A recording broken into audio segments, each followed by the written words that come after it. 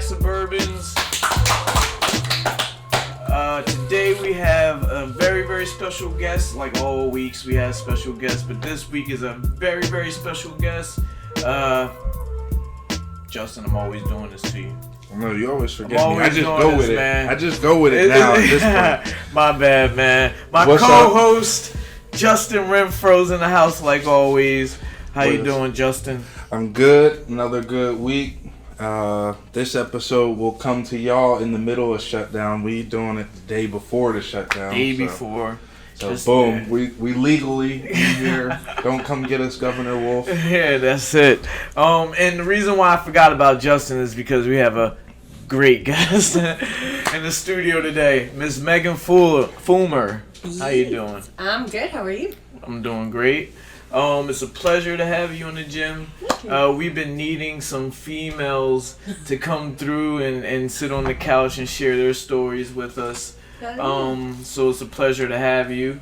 So let's get started with where you are from. Yeah, I'm from Morrisville, Pennsylvania. So Morrisville. Hey, yeah, not too far from where Justin grew up and went to Pennsbury, all that stuff. You went to Pennsbury as well? Mm-hmm. Okay, we all have something in common. Yeah. Plus, I spent about 2 or 3 years in Morrisville myself. Oh, I forgot you did. Yeah, a couple, you know. So, Morrisville in the house. Yeah.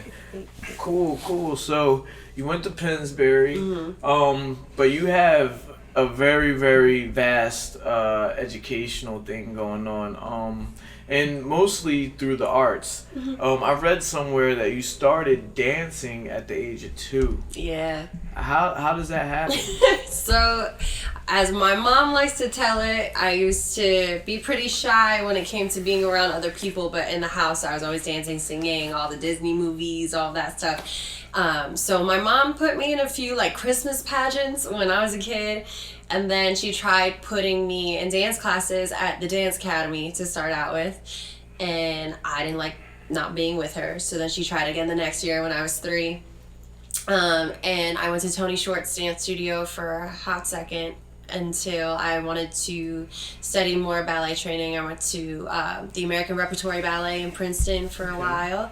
I actually did a few summers at the Stepping Stone here. Yeah. It wasn't Stepping It's that Stone. way. This way. It's that way.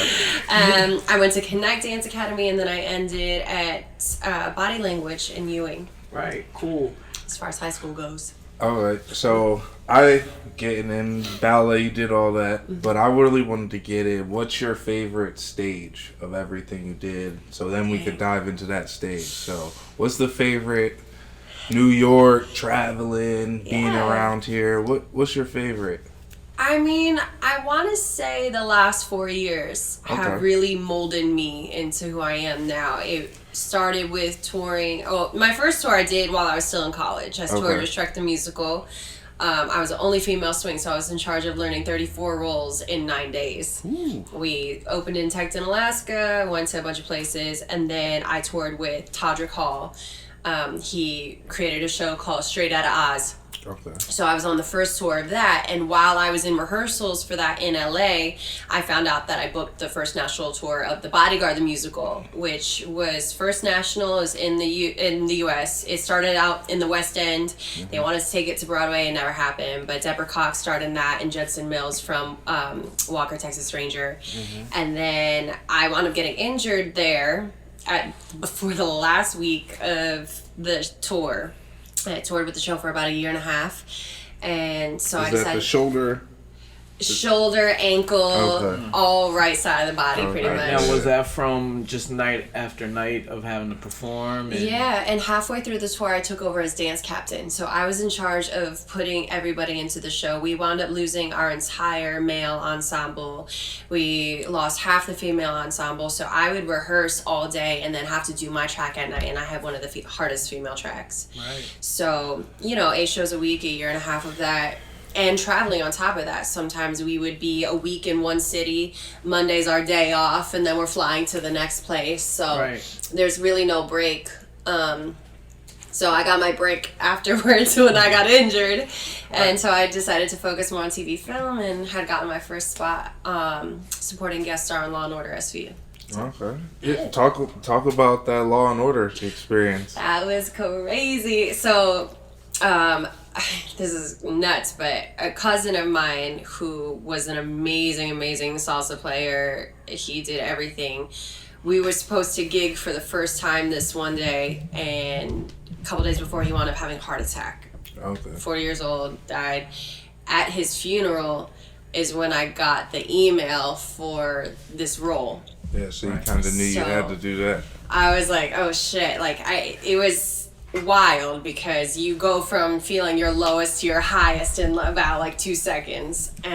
So then I went in for my first audition.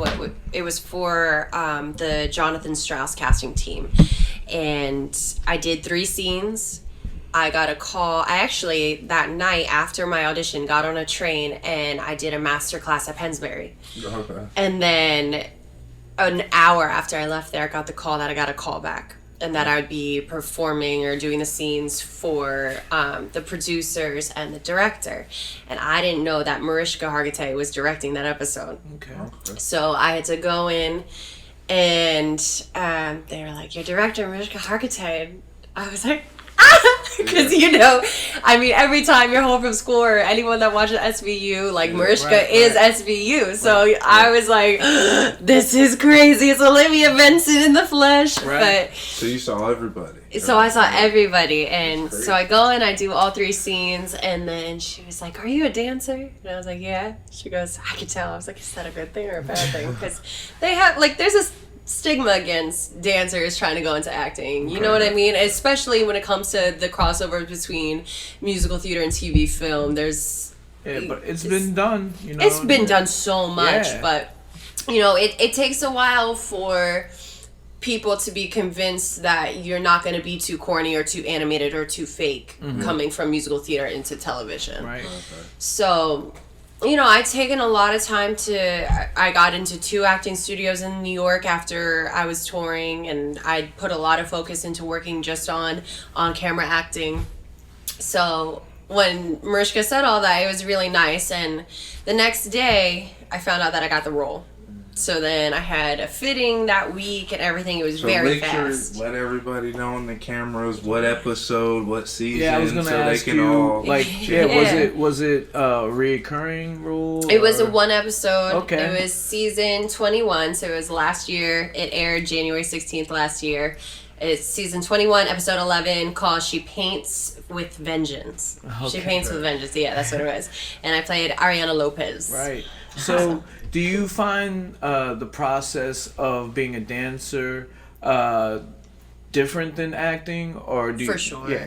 All right. Because for me, I was an extra in Creed. And I was like, I would rather get punched in the face than do this again, because you have to do every scene a million times, change the cameras, do it again. And I guess when you're dancing, the practice is where you have to do the routine, and then you just gotta hit it that one time. Yeah, I mean, it's hard because both are exhausting in their own way. When it came to rehearsing for The Bodyguard, we have 4 weeks of rehearsal in New York, working 10 to 6 with 1 day off, but the choreography was hard. The shit we were doing in that show, it was tough. Right. And then going off to do that 8 times a week, it takes a toll on you. And like you said, it's live, so you do it right then and there. You mess up, you go down, that's it. There's no editing, So, but then when it comes to TV film, I had 4 days on set. My longest day, I was there from 6 a.m. to almost 7 at night, and I got really lucky because everyone was so cool. Everyone was so nice. They took care of us. Right. It's just long days, so it's just keeping the adrenaline going and having to get into it and staying present. Good meals. Lunch was great. Oh my God, craft was amazing. The people were good, and even all of the series regulars, Ice-T, Kelly, all of them, they were just so nice. Right. And especially Jamie Hyder, who was the newest of the team. She had just become a reoccurring last season. So she was the youngest detective. She was brand new, and she was really nice about saying like, hey, Mariska says this, you know, do this. You kind of figure out how to speak Mariska after time. So, so you know, I lucked out, and even Ice-T comes in and he just clowning. Everyone had such a great energy, so it was really cool. Yeah, nice. Do you have a manager? Like, how do you find these roles? Like, what's the process into being so famous? How'd you get there? So when I first started out in New York, I had an agent, and that just didn't really work for me. It was a big agency. And when you're in a situation like that, if you're not the one making them tens of millions and thousands of dollars, right? I mean, they were representing Neil Patrick Harris, Angela Lansbury, people from Orange Is the New Black. Like it was a big agency, so you know, I didn't get to get all the opportunities. And also at the time, they wanted me to take certain classes and do certain things, and I was just out of college. I didn't have money. Right. I was in the city grinding. I didn't have mommy and daddy paying for a class or whatever. And to be honest, a lot of the clientele, like, they had help or they were living home. You know, it was different. So after that didn't work out, I got a manager, and I've been with him ever since. So I've been with him for about 4 years now. But the thing is about musical theater, all of the material is online. You know, you can look on BroadwayWorld.com, Playbill.com, Backstage, you name it. So you can find these auditions. I can learn Hamilton if I want to. I mean, you can watch videos on YouTube. Tutorials. But as far as like getting you the audition, you know, you can look online. I understand. Yeah. So pretty much what you're trying to say is that you don't need that middleman as much as you used to. Right. You know, with musical theater, you don't need the middleman necessarily. Like, you could get into certain rooms and it'd be okay, but you know, with TV film, you gotta know someone, or you need to be paying for these classes where you're in with all the top casting directors and whatever else. Right. You know, it's just a different world. Right. It's a little bit. So talk to me a little bit. I read somewhere Straight Outta Oz and Netflix. So talk to me what came out of that first tour and all that. So Todrick Hall is a big YouTube artist. He started out on YouTube. Now he's a recording artist. I mean, you can see him on Drag Race. He's produced and directed some of Taylor Swift's videos. I mean, he's won a VMA now, and like, he's worked his way up just from YouTube. And so he felt like he was kind of hitting rock bottom at one point in his career. He was signed with Scooter Braun, who, you know, is with Ariana Drake Grande. Talks about him all the time. Yeah, I mean, Ariana Grande signed with him, Demi Lovato, Justin, Kanye, Usher, all them. So Todrick was signed with him. They had a bit of a falling out, and so he decided to write a musical about his life, told through the story of the Wizard of Oz, in kind of like a Lin-Manuel style. And the music is brilliant. If you can watch the visual album is just like brilliant. Half the shit he did out of his garage, you would never believe it. So the visual album came out, he released it, then he decided he wanted to take it on tour as a live show. So I did that. I was one of his dancers for that. And they did a documentary about the tour. So Catherine Fairfax Wright, she is incredible. She did a documentary about the first openly gay man in Uganda. It's called Call Me Kuchu, I believe. And we watched it on the tour bus, and we were all sobbing. And one of the guys who was able to escape lives in Boston now, and he came to our show. We got to meet him. But luckily, we had her to film everything that was going on from rehearsal process to the end. So it became a documentary called Behind the Curtain. It's on Netflix. You can get it on Amazon Prime, iTunes, all that stuff. So you're in that? Yeah. Oh, okay. Yeah, dancing in there. Check that out. Yeah. I knew something with that, but so. Yeah.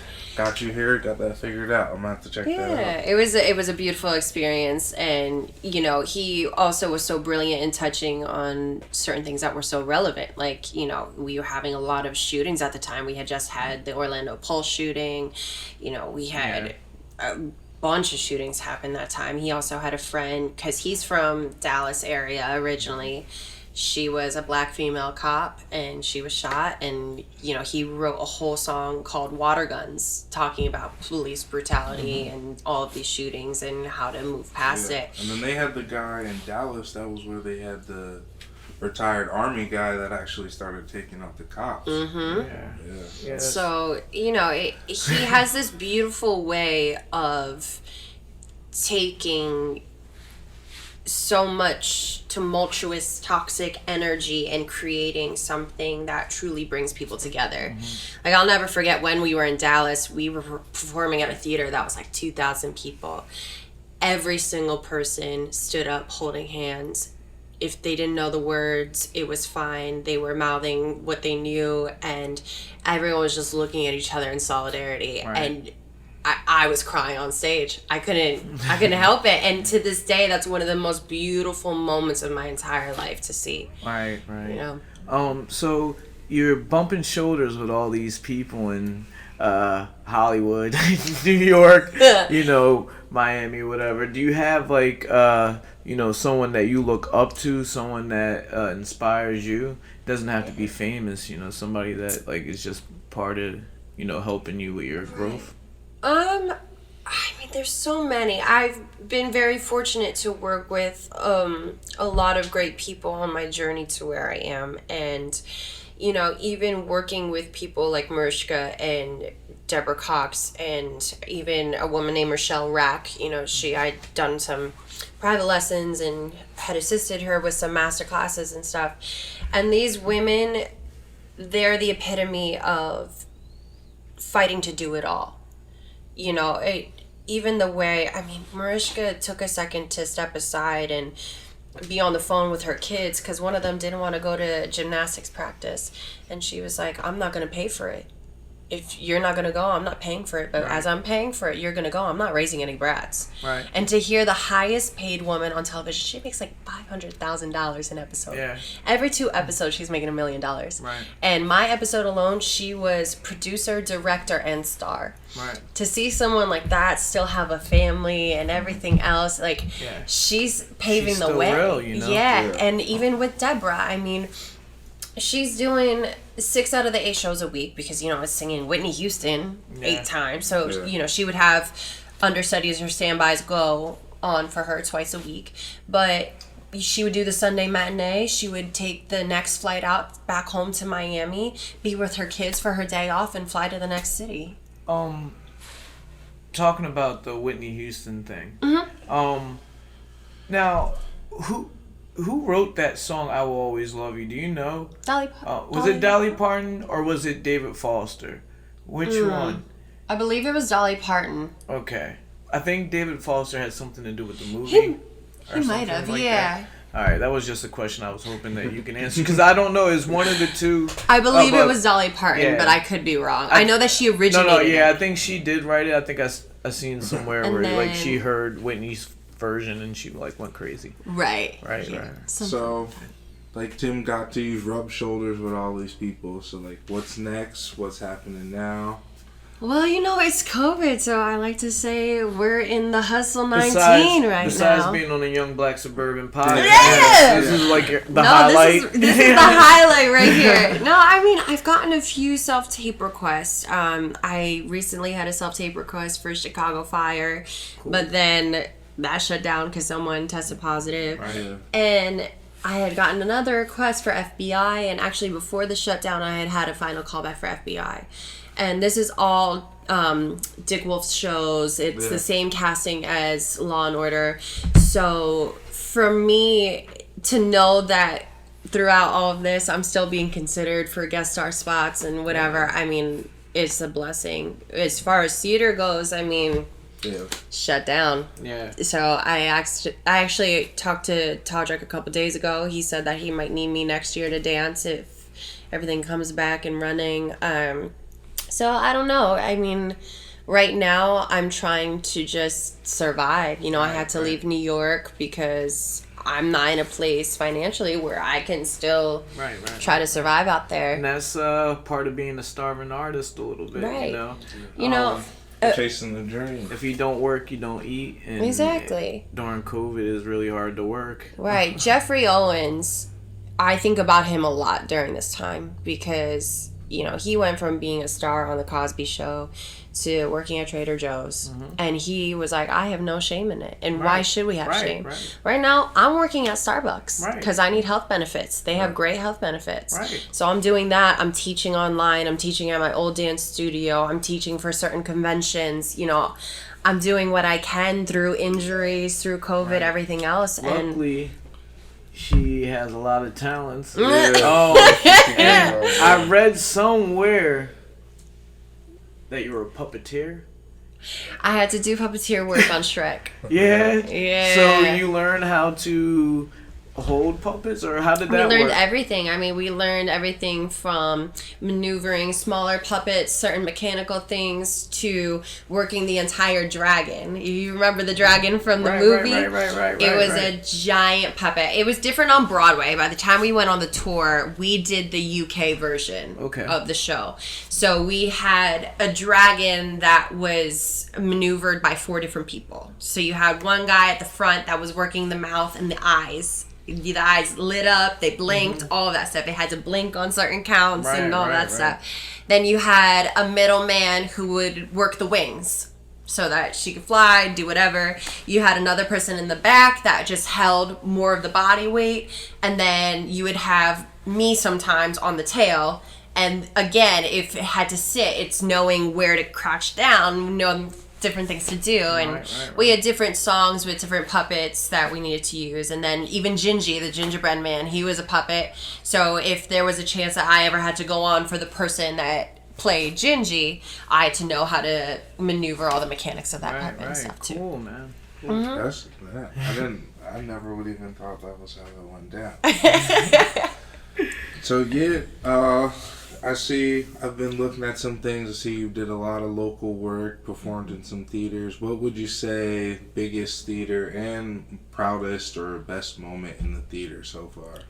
So far in theater, I mean, I would have to say Bodyguard. I became the dance captain of a first national tour. I was responsible for so much. Our creative team was in London.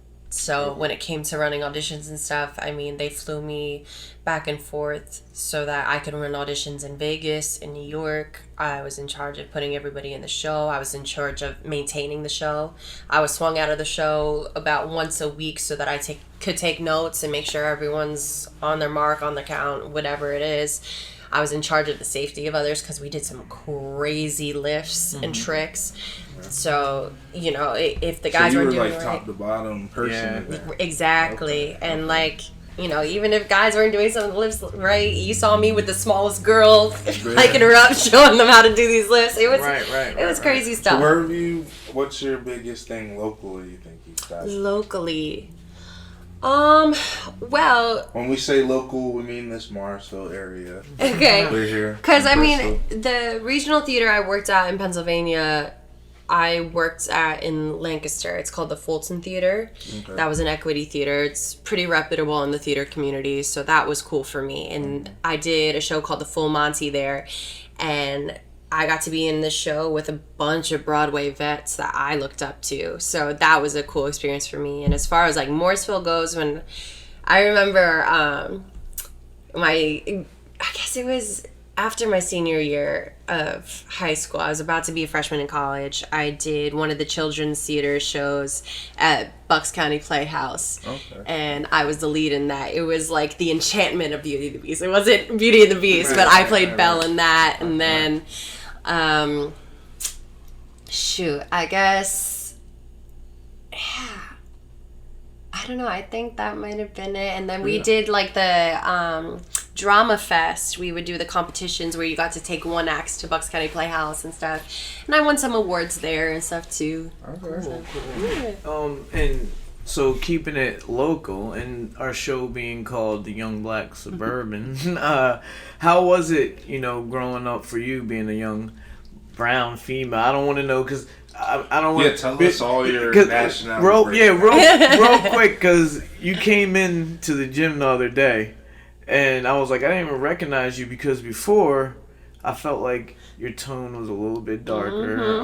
It was a little bit hotter outside. The sun, some people's skin switch up a little bit. I didn't even recognize it. Yeah. So, and I don't want to, offend anybody or anything. No. And like Justin said, you can explain your ethnicity. Yeah, so my mom's Puerto Rican, Okay. and then my dad's Irish German. Okay. So for me growing up, it was tough. My older brother has a different father than I do. Okay. So he is full Hispanic, and obviously my mom's full Puerto Rican.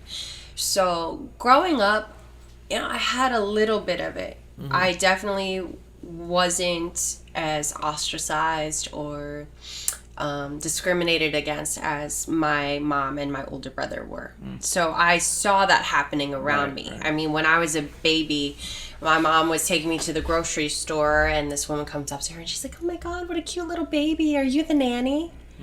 Like, I was this little white ginger baby with a Hispanic mom, and of course, that's what they assume. They're not going to assume that I came out of her, especially because I was early 90s. I was born in 92. So... young woman. Exactly. So, it didn't really hit me. It didn't hit me personally until I got a little older. My older brother had gone through some things in elementary school. I wound up with some of the same teachers. And once they found out I came from that brother and that mom that they used to give a hard time to, then they started treating me differently. It wasn't until they found that out that I was treated differently. Right. And then, once I got to high school, I remember my freshman year of high school, this kid found out I was Puerto Rican, and every day he would call me a spick. He would tell me to go cross the border. He'd tell me whatever. I'm like, bro, first of all, Puerto Rico is a part of America. Let's have a geography lesson, okay? I feel wrong speaking on it too, because I'm halfway, and it's hard. I know my privilege. I wrote a whole poem of it on my website. I know my privilege, and I know where I stand. And I have cousins that are half Jamaican, half Puerto Rican, half African, half Puerto Rican, half African, half German. Like, my whole family has all different colors and all different sexual orientations. I have cousins that are gay, bi, trans, everything. I was raised in this community. Are you kidding me? Can't go on my phone right now. I grew up in this community that had everything, and so I was able to live in this mindset of accepting everybody, and to grow up and see that's not how the world works, and to get looked at differently. I remember when I was in high school and I was pushing my little cousin around at that park right by Valley Day. Yeah. I remember that park. Yeah, so I'm with my little cousin. I'm strolling her around. I must have been like 16. And these ladies are throwing me shade, probably thinking I was 16 and pregnant. Got pregnant with some black guy pushing around my baby. And so I was like, no, that's my cousin. Why should that be abnormal? Yeah. I mean, America claims to be the melting pot, salad bowl, whatever is politically correct these days. Yeah. My family is what America claims to be, yet we're looked at differently. Yeah. Well, to give us some perspective on No. Give us some perspective on the the election that just passed and stuff. Tim's shirt. Yeah. We talked about it a little bit. She wasn't okay. So I am happy that Trump is gone. I will say that. Yeah. Was Biden and Kamala my first choice? No. She was not. But I'm happy that we're seeing this new wave, and I'm happy that even though she wouldn't be my first choice as far as a colored woman representing our country, I am happy to see a colored woman be in such a high place, because I think that representation is key. I think that it is so important for young girls to see this strong black woman as a vice president. Definitely. And I think it's so important that in all of these positions of power that every young child, no matter what race, sexual orientation, anything, they can see someone and say, wow, I can be that one day. Because we didn't really have that growing up. I think it's just starting to be more of a thing. I think we're just now seeing the importance of it. Yeah. So As far as the most recent election, no, they weren't my first choice. Tulsi Gabbard 2020, but There's always 2024, I mean, I don't know. It would be nice. My ideal team would have been Bernie and Tulsi. I don't know that he would have picked her as VP, but yeah, I don't really know if they really. I don't think they align. I don't know, but anyway. Anyway, so we touched on all of that and going to Pennsbury, and then you went to Montclair State, and what is it, cum laude? How do you say it? Summa cum laude. Yeah, cum laude. Yeah, I wound up. So I did not do good in high school. I will preface by saying I did not do good in high school. Right. Math was not my subject, and it was one of those things that if I felt like it wasn't benefiting my future, I couldn't focus. Mm-hmm. So by the time I got into Montclair, I was accepted on the spot for performing, which was awesome. You had to go to the audition, everything. I got accepted at my audition. But I had to take those remedial math courses to stay in the university the first semester. Because with the B.F.A, we didn't have to take science or math. But I had to take math because that was the only way I was staying there. But I worked really hard. It was something I was really passionate about and wound up graduating in the National Honors Collegiate Society. So break down what B.F.A is, because I'm sure a lot of people at home don't know what that is. Yeah, so Bachelor of Fine Arts degree in musical theater. Yeah. Toss. So, no, I got my degree in 3 years. They let me take a leave my junior year to go tour with Shrek. And so then that summer, I worked summer, fall, winter, spring so that I could still graduate on time. How many people graduate with a B.F.A? Like, how many people were in your class? We graduated with 13. 13 people? They only accepted 22. And then some people were kicked out. Some people chose a different path. Right. Some people, college just wasn't for them. I mean, we had one guy that was only in our class for 2 weeks and then was like, I want to be a music producer. And we're like, okay, bye, Josh. Like, right. That was that. So, it just depends. So, and some people, switch classes. We had other people that had done a few Broadway shows and decided to, stay a little later, Our school was really great about allowing us to have the opportunity to audition and stuff as long as it didn't get in the way of our education, which I feel is very important. I mean, any actor will tell you 80% of your career is auditioning. 20% you're actually performing. So, having that opportunity to do all these things and for them to help us out so that we could really get a sense of what we were facing, that was a blessing. Right. Cool. So I took a little sneak peek at your blog. It is very intricate. There's a lot going on there.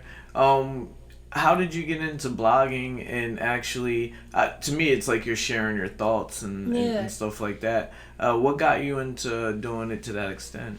So after Bodyguard and my injury and everything else, I was on workers' compensation. I can't talk too much because I'm still in the middle of the lawsuit with it. No, it's all good. It's all good. But I found that a lot of people that were supposed to be helping me and were involved in my case didn't actually know what went into performing. I mean, the person that was in charge of my case initially was trying to compare me to a construction worker, saying that they got injured on a job and then taking another job. When you're probably more like an athlete. Or, for sure. I mean, ESPN has done plenty of studies on it. They did studies on dancers that are in Lion King on Broadway in comparison to an NBA player.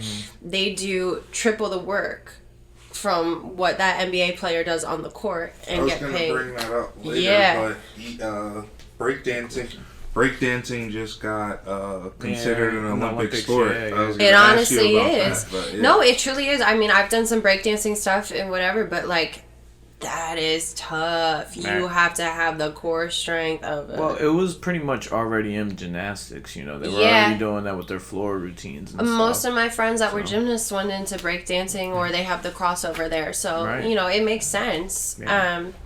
I mean, I found that a lot of people that were supposed to be helping me didn't really understand what it took to do my job and what it took for me to even get there. That happens. So I decided to write my story, but in second person. So a lot of people don't write in second person. There's a few books here and There's there. some redhead or something. Who is this person? I don't know. But the magic about that is that it does make you guess: is this fictional or is it it's real? all real. It's all my story. Right, but you don't talk about it in the first person. No, I talk about it. So in writing it in second person, it forces the reader to put themselves in that position. You know, I say, you get up at 5:30, you walk down the store, and as you're reading that, you're like, you, and then like, okay, so this is what I'm doing, this is what this person's doing, and now it forces you to be in that person's shoes, and that's why I call the blog In Our Shoes. Yeah, it does, but, you know, a lot of people, and I had friends that even were in the industry, maybe they were in the tech side of the industry, they had no idea how NonEquity and equity worked as far as actors goes, because crew members are non-union and have their union. They have IATSE. Right, I was going to ask you if you were in a union. So I am. I'm a part of the Obviously. Actors Equity Association. But when you're not in the Actors Equity Association and you try to go to an equity dance call like Bodyguard was, there's no guarantee that you're going to be seen. Right. You get up at 4 a.m., whatever, you get your name on this unofficial list, and if they decide to honor the list, I mean, I was lucky that 3 girls didn't show up. Right. That's the only reason I got seen. Had those 3 girls been there, I would have never got seen, I would have never been on the tour, I would have never got my card, and I'd still be grinding. You know what I mean? Right. Like, It's fate. it is, and it's just so tough. I mean, the industry, you can't take things so personally all the time, because a lot of times it could be something like that. It could be, I mean, I've heard of directors not hiring certain actors because that girl looked too much like their ex-girlfriend and he didn't want to be reminded of his ex-girlfriend, even though she was better than the other girl that got it. Right. You know, where sometimes if you're doing a replacement contract, say Aladdin on Broadway is looking for a new dancer. You could be the best dancer in that room, but if you don't fit that previous dancer's costume, they might not hire you because they might not have the time to do all these alterations. Right. So they're looking for someone who's 5'7" with certain waist, whatever. You know, there's so many things that are out of your control. Right. And it's hard to remind yourself of that sometimes.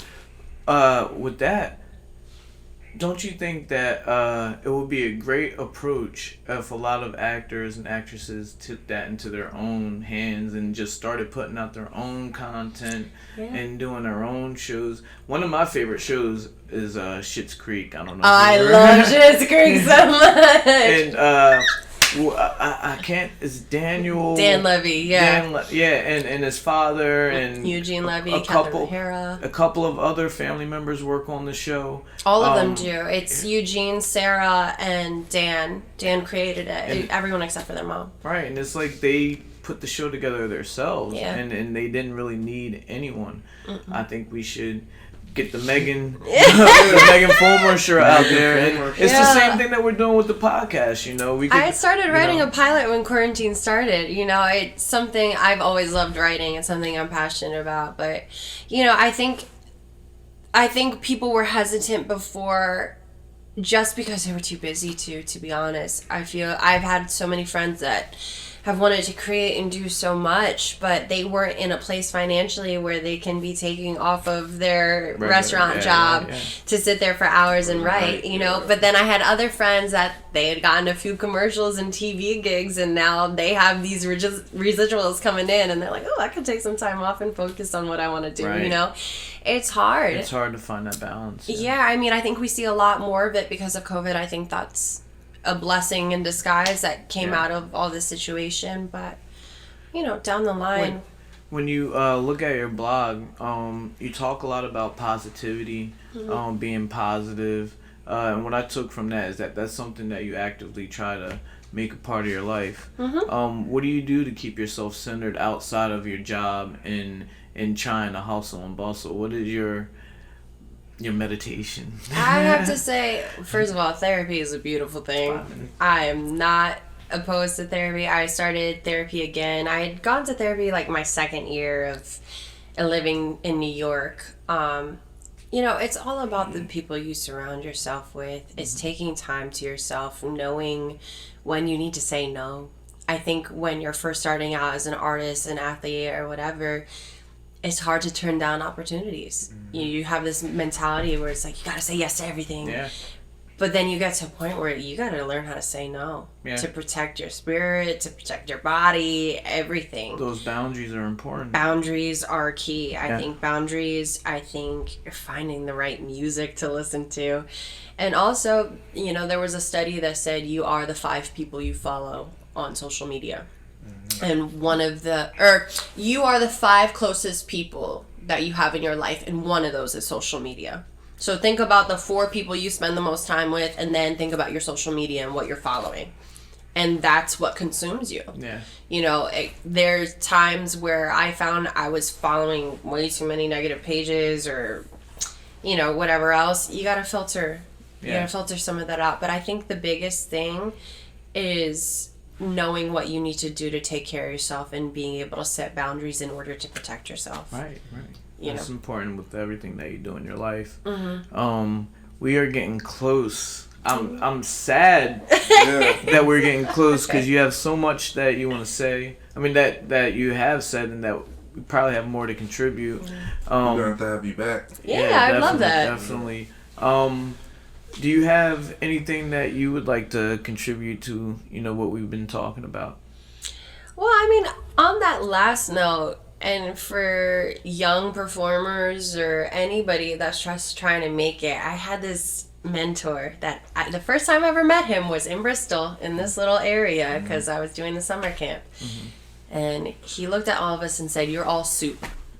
You're Campbell, you're Progresso, you're Lipton, whatever. What is your secret recipe? What is it about you that's going to make me want to buy your soup? What is your brand? You know, what makes us stand out? What makes us us? How do we protect ourselves? How do we protect the beauty that is us?"